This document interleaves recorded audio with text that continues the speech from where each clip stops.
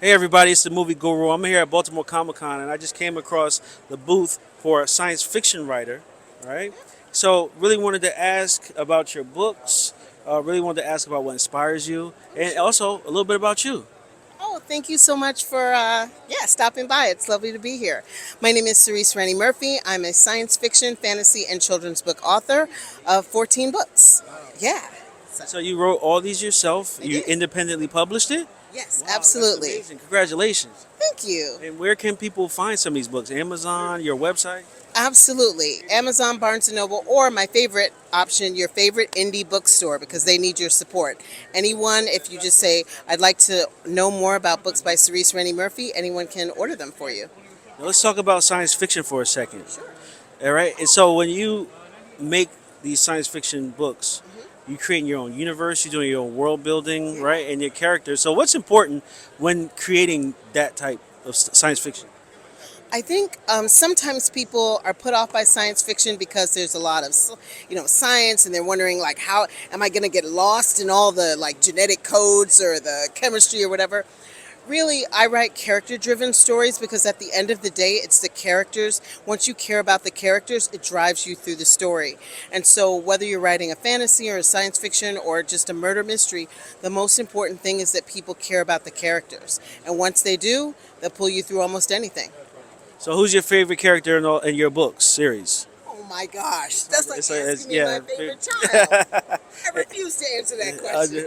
So it seems like you got couple different stories here. Are they all Yes. connected? So you've got the Order of the Seers. Yep.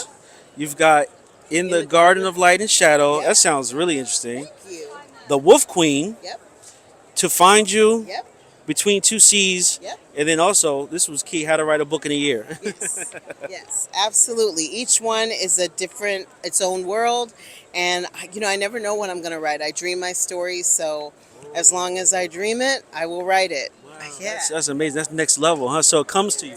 it does. It comes. So I'm here with my family. This is my mother and my daughter, right? Mom. And I talk to my daughter a lot about creativity and inspiration, and I say that same thing to her. It's like some people consider it to be a gift because it comes to you, Absolutely. and I've had inspiration come to me at night too. So that's amazing to hear that that's how it works. Yeah, I mean, everyone's different. What I would say is, I believe creativity is a blessing, and a blessing's not complete until it's shared. You write your story for you. You publish it to share the blessing. So that's how I think. And so let's talk about this: how to write a book in a year. Yes. How do you do that? Oh my gosh. The short answer is you start and you don't stop until it's done. I always start with a story outline because one of the biggest challenges for people who want to write a book is they have an idea, they're excited about it, but they either don't know how to start or they start and they don't know what's next. And starting with a story outline forces you to visualize the beginning, middle, and end. And just like in life, it's easier to get where you're going if you know where you're going. So that's a really critical part to sort of starting and finishing your story. That's amazing. Thank you for sharing that. And so, is this your first time in Baltimore? No, oh my gosh, I've published at least 10 years. Yeah, on and off at Baltimore Comic Con. It's a great show. That's great. So you're a veteran here. Yeah. What's one thing that you always do when you come into town? Are you from from I here? am. Oh. It's 30 minutes from my house. Yes. That's even better, right? Yeah. And so when you come to the Baltimore Comic Con, what's one thing that you always look for here?